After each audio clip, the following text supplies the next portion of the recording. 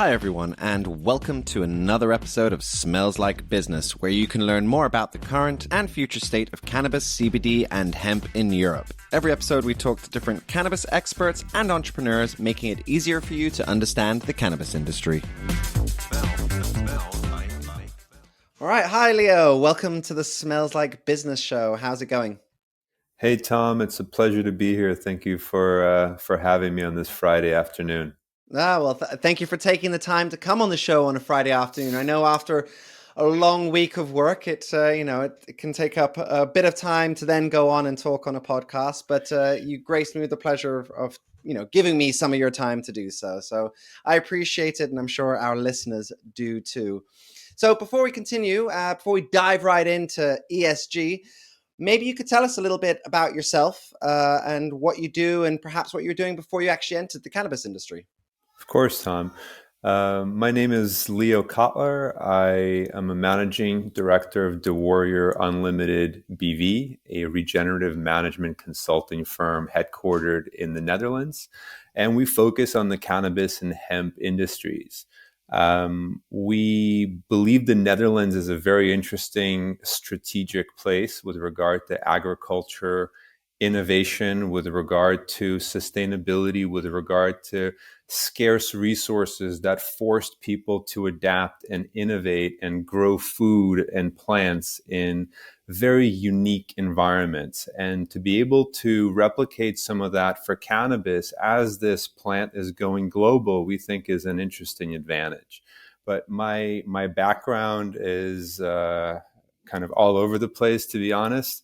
I'm a former hockey player and coach. I'm an economist. I traded derivatives on Wall Street. I also worked in risk management and was at the foundations of the governance portion of at least what ESG is. So there's a lot of ways to answer that, but I think the constant thread is, I've always had a passion for sustainable development. My father worked in the United Nations and retired as a United Nations Secretariat member. I remember the stories he told from the 1992 Rio conference and the subsequent Kyoto protocols, and that made a lasting impression. So as I went through my career and my journey, whether it was through Wall Street and finding that ESG path and finding the pension plans and the endowments and sovereign wealth funds who actually benefited from these advanced risk metrics to what we now do in cannabis, we always look at things through an advanced prism of future proofing. And this is really what ESG is, and maybe I'm just an anxious person, and future proofing is in my DNA. But I look at sustainability less from an ideology, but more from a practical point of view. And I think that's what's coming through into what the modern iteration of DeWarrior is, which is obviously the sum of all my experiences in my journey, but also now those of the team from North America and through Europe and all their diverse experiences coming together to shepherd this plant in what we believe to be a regenerative way. But everything's always open to interpretation. Oh, yes. Communication, interpretation, of course. Super. So, would you classify yourself as an idealist or a realist or a pragmatist? How would you then, how would you call yourself? Or, I think realist is certainly the one that resonates the most. There's no half empty or half full. The glass is the glass, and if it's 500 milliliters and there's 150 milliliters in it, that's what it is. We could draw a proportion of that, and we could define it in different ways, but it is what it is. So I think I understand the potential of things. I understand the difference between potential and kinetic energy. I understand the power of the transition. So in the case of, cannabis, I certainly am a realist, but at the same time, I understand this immense potential energy waiting to be released and alleviate some of the world's issues. And I think that's where my ideology really is rooted in, that if we see a solution that's backed by numbers, that it's actual, it's not, as some people call hippie bullshit. It's not hippie bullshit. There's actually something behind it. Then I certainly want to be at the front lines of figuring out how to adopt it for people to be able to benefit from this.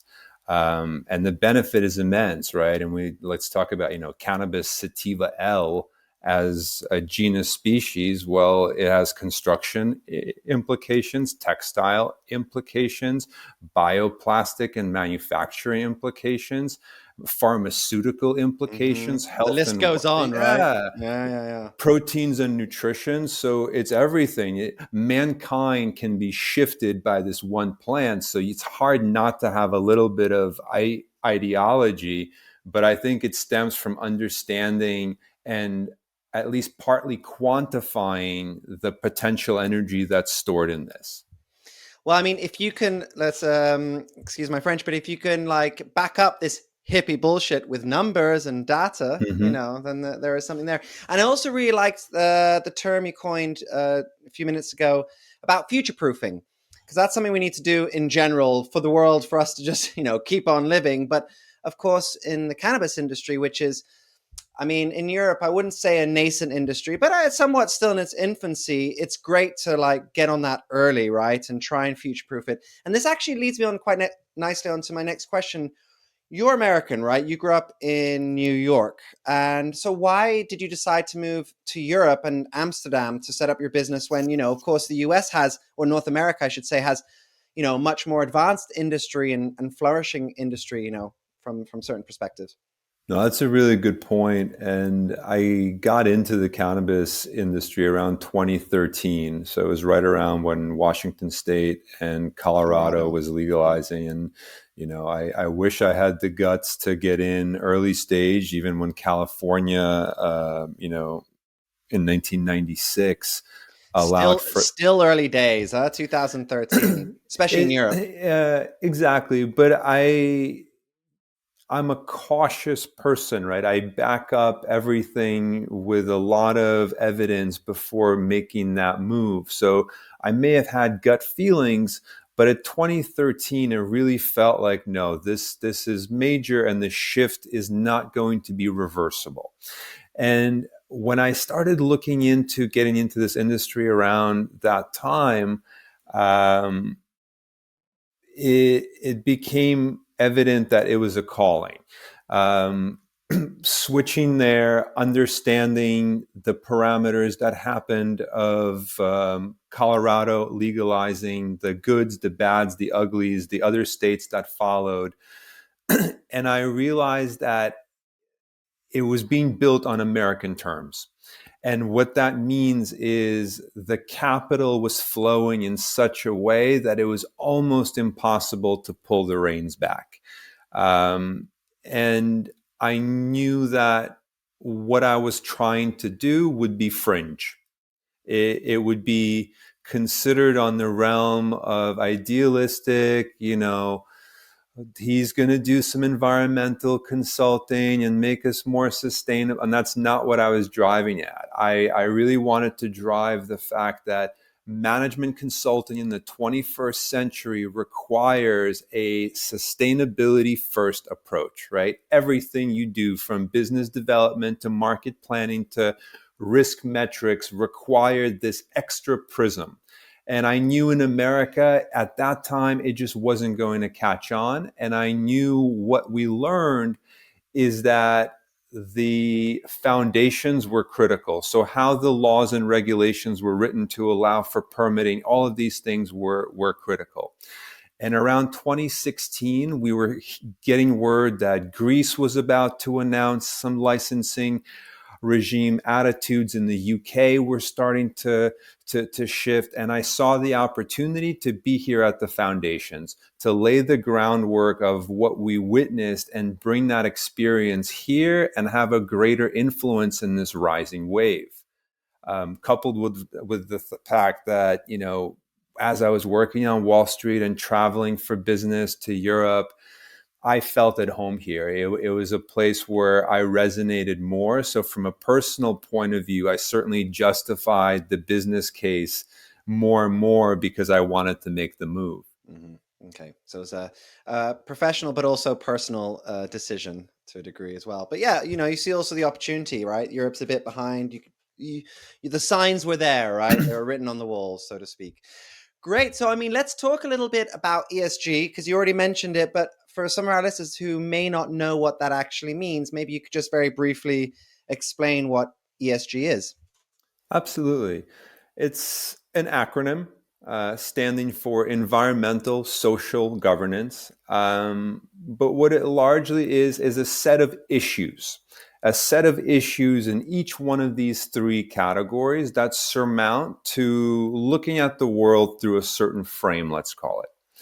And those issues alone are meaningless. They're anecdotal, right? So energy usage in itself, meaningless. Energy usage in Denmark, where you are, or in the Netherlands, we are, has a particular context. Energy usage in Northern Macedonia or Greece has a different context. And energy usage in a cultivation warehouse in downtown Los Angeles or Denver has a different connotation. So out of context, it's meaningless.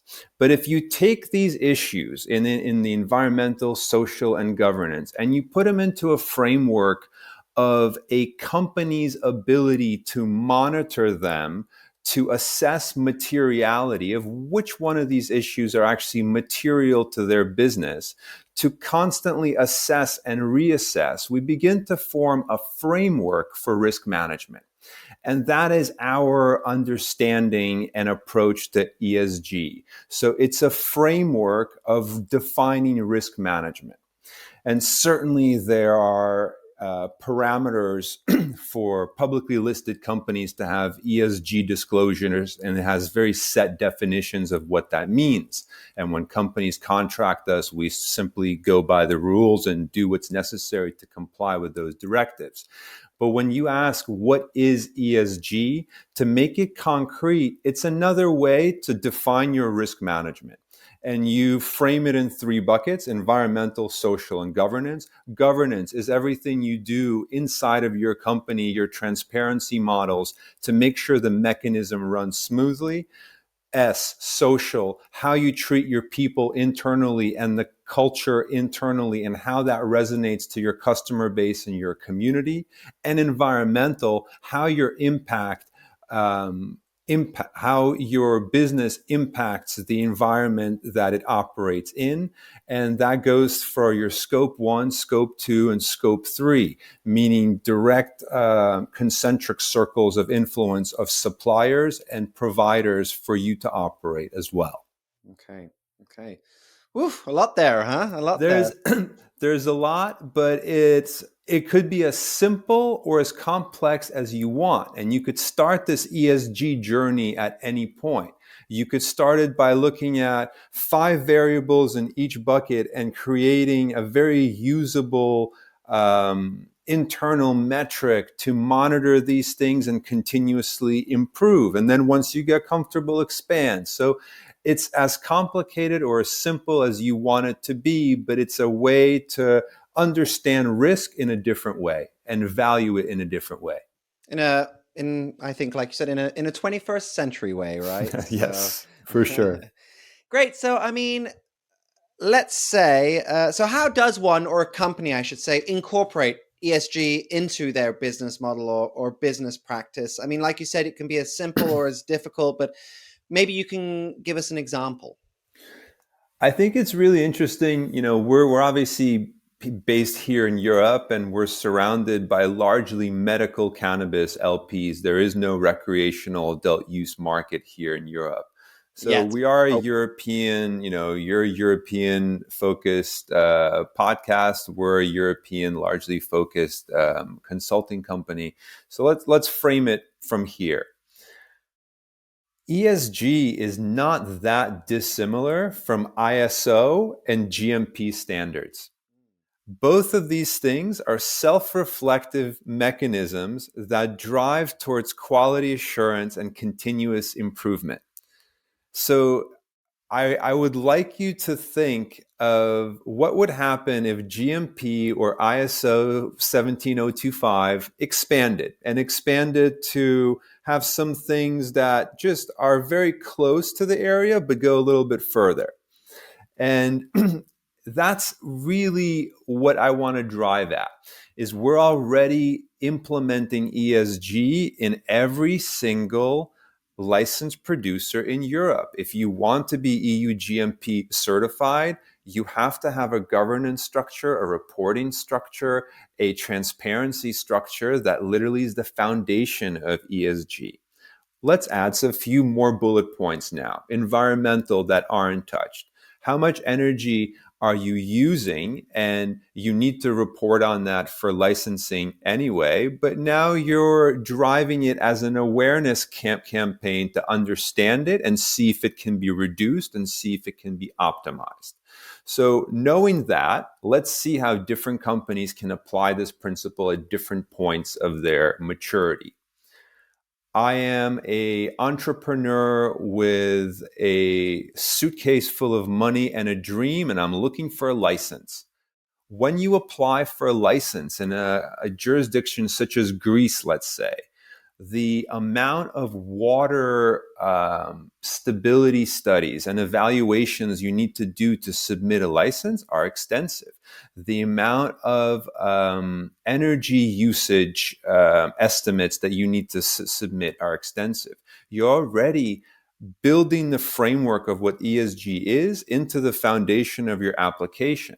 What we're saying is make it the framework for your whole business and your risk management parameter, and not just about the application, and continue that monitoring process. So at the early stage, what we can do, for example, is package your ESG low-hanging fruit into your core business plan, into your deliverables that then allow you to raise money, ask for grants, ask for European sources of public funding to fund this project or fund parts of this project or finance your solar panels or some aspect that drives towards that ESG efficiency. On the whole other end of the spectrum, you're a multinational publicly listed company. You need to measure your scope 1 and scope 2 emissions to be compliant with certain TCFD and soon to be SEC regulations.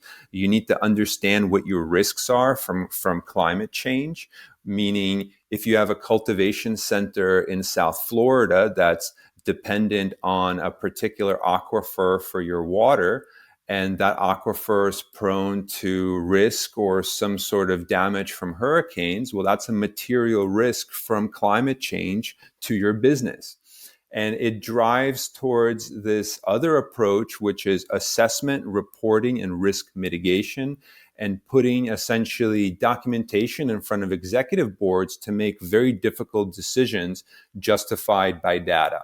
So on any end of the spectrum, ESG means something a little bit different. At the beginning, it's grassroots implementation and building something right because it's future-proof. And if you've already missed that point and you're on the highway going 90 miles an hour and publicly listed, it's about mitigating risk of materiality to your shareholders and your business from these climate-related and other social and governance risks. I guess a good example, when you're talking about energy consumption, right, and how to save energy in Europe. I mean, the prices are going through the roof now because of geopolitics. So that's probably another example of external forces working their way in. Absolutely. Super interesting. So, I mean, what does a business, I mean, you already kind of answered this question, but like, what does a business have to gain by, like, from a financial perspective? What does a business have to gain by incorporating ESG into their business model? Because of course, it's a sort of fancy word, and people from the outside, of course, or consumers, customers, clients are very environmentally conscious, but there must be also a financial incentive for all this as well. Of course, and you're going to find the financial incentive or the materiality why one factor is material to a business versus another across the board, and it's a loose flowing matrix based on location, based on management styles, based on type of business, all of it. But let's look at Europe for example. If your goal is to expand your North American operations to Europe and you're looking for jurisdictions, your first ESG decision, even if it's based around energy, should be based, where do I put my cultivation facility? Do I put it in Denmark or the Netherlands with X amount of lumens on average from natural sunlight, and thus you need to supplement with LED lighting?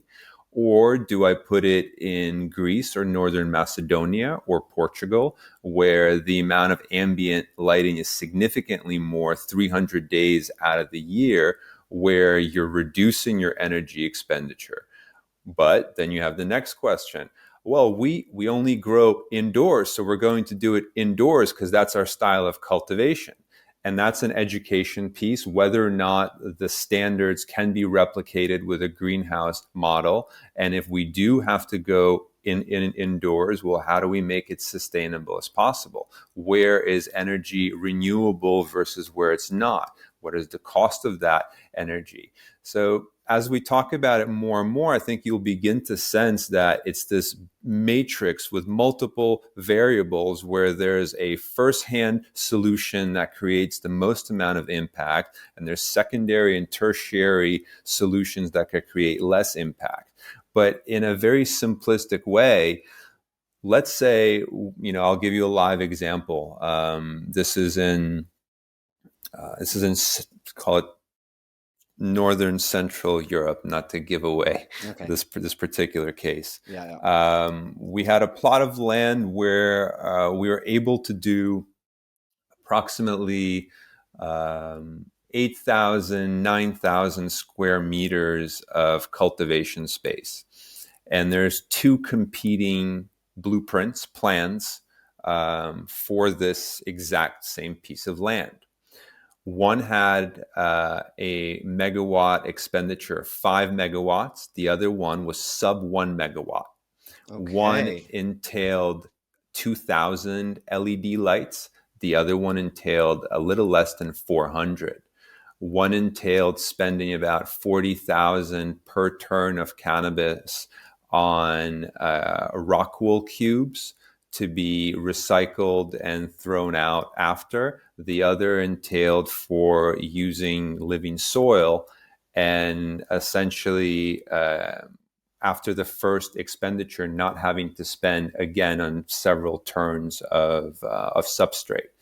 And in the end, it created not only CapEx savings right away because the lighting is very expensive, and that alone is something, but the operational savings were enormous, especially now with the current sanctions. As you mentioned, the difference between 1 megawatt or sub 1 megawatt to 5 megawatts is your operational margin. So in terms of dollars and cents, we could pick at it all day long and find these efficiencies, right? How can you quantify the efficiency of proper governance structure that creates a social welfare for the community and your employees, that you have a lower retention rate, right? And that retention rate is everything. If your retention rate means your core employees are with you through the startup phase, scale up phase, and then eventual exit, and you have a low turnover, that's hundreds of thousands of euros in productivity and recruitment costs, right? And then the knowledge there as well, it's priceless almost, right? Sorry. So in any part of this matrix, whether it's environmental, social, and governance, you're going to find enormous efficiency. And this is the key. This is the driver of it. You could either quantify it with an advanced materiality assessment and drive that monetization from it, which is what we advocate, or you could throw, a field of rainbows on it with ideology and make a checklist of all the wonderful things you're doing, but there's no measurement of why it matters. And that's where corporate boards increasingly care, where you have to prove that materiality. And that materiality is going to be drastically different when you're a publicly listed company and have external shareholders and you have to worry about shareholder value and shareholder retention versus seeking investment capital and going into that growth phase and what that means of building the right building blocks to have a 21st century business that's not beholden to the old rules that, hold some of these publicly listed companies back. Interesting. I mean, and it also sounds like it's really helping for like longevity, right, in a business as well. And I can imagine, I mean, correct me if I'm wrong, but sometimes the smarter option and where it actually is more also takes ESG into account, but also, financials. Uh, is it often more expensive to make things, more ESG? I wouldn't say friendly, but I can imagine initial costs can be more, but then if you look on the long term, suddenly you're like, okay, these numbers look quite nice actually. Again, I think let's remove our preconceived notion of what ESG is and look at ESG as a set of issues.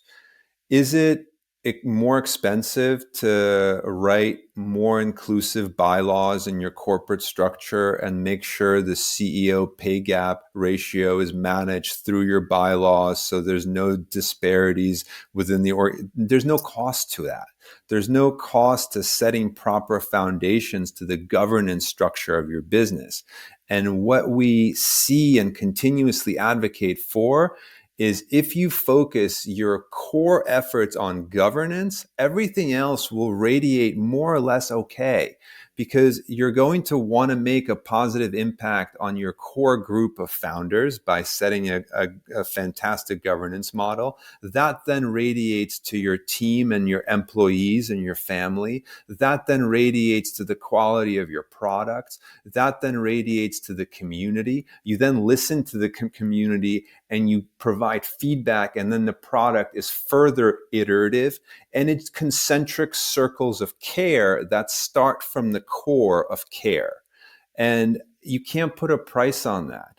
I could tell you how much you're going to save on living soil versus Grodan rock wools, but that's an irrelevant point by point comparison compared to looking at the whole matrix and starting from the proper point, which is one, it doesn't cost anything, but it's priceless at the same time. Yeah, super interesting. Very interesting. Great. Having consulted and worked with many different companies who work in the cannabis space, of course, from, like you said, small startups to big corporations, are there any issues, problems, or mistakes that you often see being repeated, if any? That's a good one. Well, entrepreneurs to be, I want them to hopefully. So the red flags on publicly listed companies, for example, are almost always the same. Is every focus is made on environmental because that's buzzy and creates the most PR, but the skeletons are always in the governance, right? And you can't put a Band-Aid on the environmental without fixing the core and the governance. And that's what we see time and time again. But it's also, these companies are more mature, so those government structures could have been formed by 10, 15 years. So now that ESG is more prevalent or more prevalently in the public domain and spoken about, to reform those governance structures is very difficult as well. So we understand that. On the beginning part, it's those proper foundations are often set by either friendships or misunderstandings of business relationships. So we see cap table risk as a major issue. So if you're a startup and you can't afford to pay your providers and other support networks, you offer them equity. That equity from essentially third parties then essentially often becomes the brake to your growth. You're not able to retain new capital because it comes with conditions and stickiness. You're not able to explain why exactly you gave away, 10% of your company for someone that just gave you a nice option when you were in a position to be taken advantage of.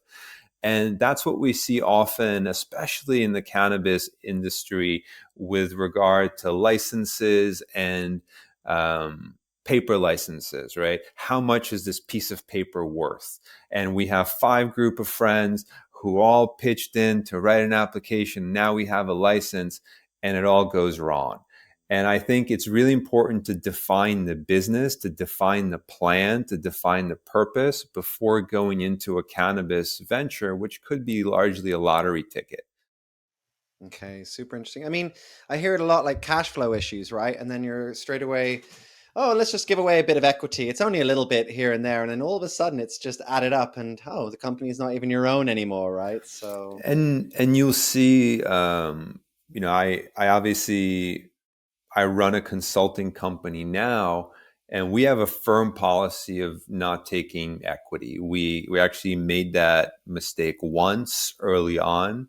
Now we're out of that position, and it's a blessing because by taking equity, you compromise your ability to be unbiased. And an even playing field can't be built with tilted decisions. And we see this time and time again where a particular consultant or public figure in the cannabis space is on the cap table of 15 corporations. So who are you leading? How are you guiding them? Where is your incentive mechanism? How does that even work? And in an industry so nascent, it becomes a little bit like a fraternity where one piece that has a lack of knowledge can bring down 10 pods at the same time. And for that reason, we very much advocate being cautious with your equity. And if someone asks for it, question that. And if you're asking for it, question why would you want to compromise someone's business 5 years, 10 years down the line when you no longer have anything to do with it? Could there be other incentive mechanisms built in that are more equity focused and balance focused that promote the holistic rise of an industry versus trying to have lottery tickets placed in as many pods as possible? mm-hmm. Okay, very interesting. Very interesting. So, I mean, what about the cannabis industry as a whole? I mean, what do you think it's done wrong, and what has it done right when it comes to ESG? Um, Big well, question. it's a big question, and it's slightly an unfair question, right? And the reason being is the cannabis industry comes from a legacy of prohibition. So this was a prohibited commodity that had to be grown in clandestine ways. People say in the Netherlands, oh, the Dutch have a preference for these particular indicas. Well, do they? Because they're short plants with short growing cycles that can be grown in a basement Very. versus a 15-foot tree that needs to have wooden mountings to hold it up like they do in Southern Oregon. How would they even have a preference for that if no one's growing that? So the same thing goes for methods of cultivation. Everyone talks about hydroponics and not, living soil, because living soil is dirty. You can't bring soil into a basement and there's no way you could do that. So you find ways to grow in a clean way that no one can detect you. And those methods essentially become the norm once cannabis is legalized. You go from a basement to a warehouse in Denver or in LA County, and it doesn't have very good airflow and circulation. It doesn't have agricultural control because these people aren't agronomists. And that's the big issue. So that's what the cannabis industry is coming from. So it's understood why there's a lack of knowledge there.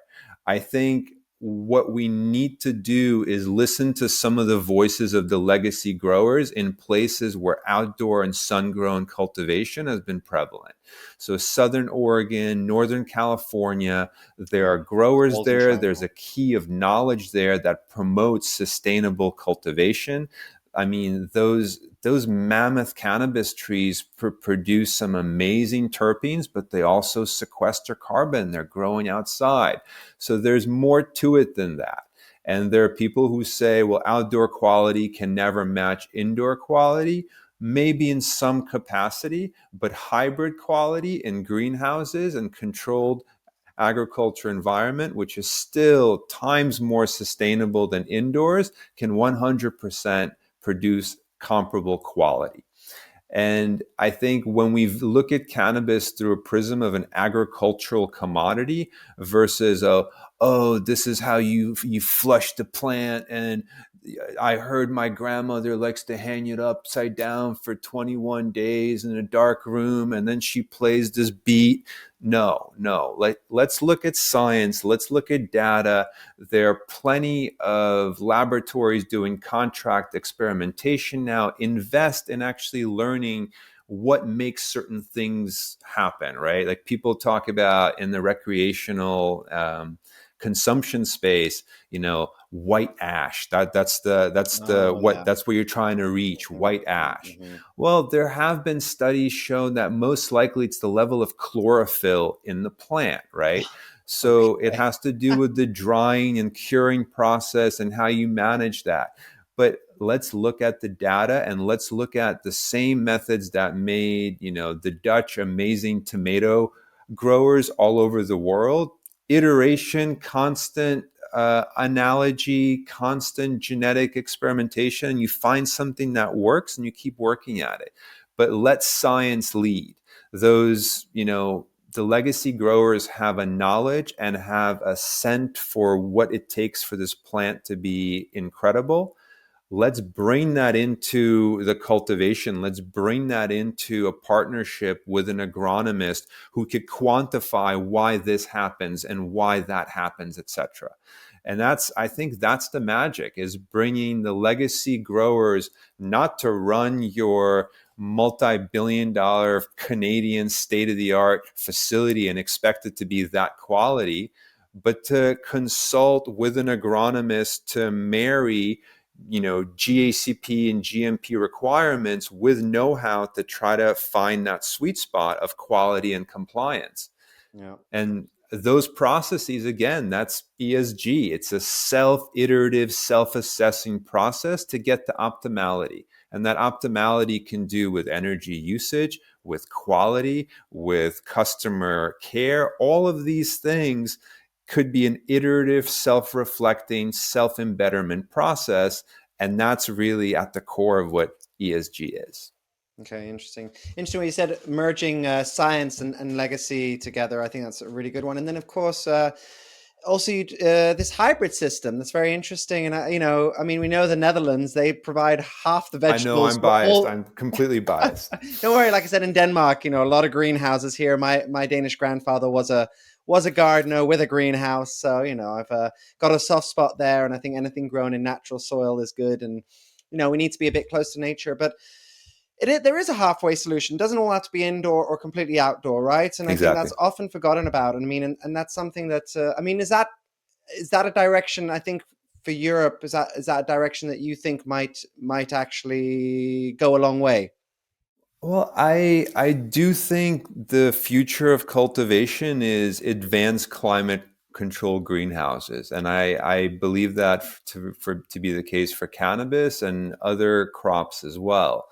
I think the level of insulation that they have now is incredible, and the advancement in the transparency of the glass and how they filter the spectrum of light and maximize it is really incredible. It's where we think greenhouse and we think a hoop house, we think a piece of cellophane over some iron rods, right? And it's simply not the case. These are state of the art, tens of millions of dollar structures able to have complete indoor paradise environments with the climate of their choosing. But with regard to, is this the future for Europe? That's a loaded question, because I still think the primary question should be, look at the map. Should we be cultivating in Denmark? Like, period. Yeah, very good question. Is there a reason to do so? Even if 90% of Denmark's energy is renewable and we could keep sourcing it, is that a best use of energy? Or can that energy be sourced to something like starting hydrogen production, right? Something very energy intensive, but could benefit Europe in a bigger way. So I think there's a broader question of, again, that legacy model from the United States created hyper localization and some sort of pride associated with that. But I think that's an endemically foreign concept. It doesn't need to be there. We could look at sustainability and efficiency in a broader global way and pick and choose where we place our facilities to maximize the value and the efficiency and the sustainability of our entire value chain. Mm-hmm. Okay, yeah. And Local or global, right? And that's if we're being honest, probably Africa, Latin America, and parts of Southeast Asia Mm-hmm. is where cultivation will be centered in 10 years. There's really no reason to have cultivation centered above the 45th parallel. Mm-hmm. Yeah. Well, it's some exciting developments in all those places. So yeah, we'll have to see. Great. Well, Leo, I've only got a couple more questions for you, which I ask all my guests. And the first one is, what advice would you give to an entrepreneur who's trying to enter the cannabis space? I love that question, because I too entered the space from a different industry and faced an enormously steep learning curve. And I came in there with a Wall Street arrogance, having been successful in New York City, that I could do anything, but that learning curve was steep and long. So I would say dive in with both feet and go all in. And you don't have to know everything about everything, but if there's a topic that interests you, go as far as you can go. If you're interested in the endocannabinoid system and the bioavailability of the cannabinoids, dive in. There are something like 30,000 peer-reviewed studies at this point, and a new one coming out every week. If you're interested in sustainability, dive in. But don't just look at cannabis.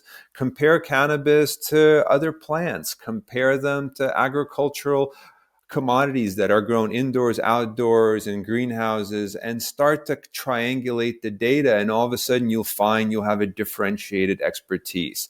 So take the time to learn. Don't try to be an expert right away. And also know that your skills from other industries are likely transferable. So focus on that core list of skills and try to learn in a complementary way where you could embed those skills immediately into some tangible, deep knowledge about this area that you focused on. Okay, great. That's super advice. I couldn't agree anymore, Leo. Great. Well, I mean, the last question, which I ask all my guests, is if you could go back in time, is there anything you would do differently? That's a really good question. um, I think, I was leading a double life before I switched to cannabis full time. I was working at Merrill Lynch and moonlighting as a CFO of two cannabis companies for approximately 3 years. So from that area, from that time rather, of 2013, when I first had the idea that I wanted to do it, to the time that I left at the end of 2016, I'm not necessarily sure what I gained in my life other than security. So I think this learning curve could have been expedited by me going in full head of steam, 2 feet in right away, 2013, 2014, maybe moving to Colorado and not doing it from New York remotely. But immersing myself more earlier, I think, would have been the right step. And I think my learning curve now would have been less steep if I would have done that. Okay, well, you said ESG is all about risk assessment, so I guess it's in your nature. Oh, shall I not? So Exactly. For you did it, sure. your way, and you still came out the other end pretty well, I think. So I appreciate it. Thank you. great. So, I mean, where can our guests find out more about you and what you do? Well, you could visit www.DeWarrior.com, DeWarrior.com. That's our company website. You could find out a little bit about what we do and how we do it. I'll also be speaking and presenting on ESG in the cannabis industry at the CB Expo in Zurich. September 10th through 11th. So if you're around or happen to have a free weekend and want to spend it in a beautiful city on the lake, I would love to catch up and see you there. Or you could catch me on LinkedIn at Leonid DeWarrior, the company name. As a former hockey player, I believe the name on the front of the jersey is more important than the name on the back. So on LinkedIn, I'm Leonid DeWarrior. Good on you. Great. Well, thank you so much for taking the time to come on the show and let me pick your brain a little bit there. It was an absolute pleasure having you. It was great to catch up, Tom. Thank you so much for having me as well. No problem. Absolute pleasure. Great. So that was Leo, who I just want to thank again for coming on the show. Make sure to check out the company's website if you want to learn more about what they do at DéWarrior.com. And also make sure to check out our website at smellslikebusiness.com and subscribe to this podcast if you like what you hear. I've been your host, Tom. Have a green day.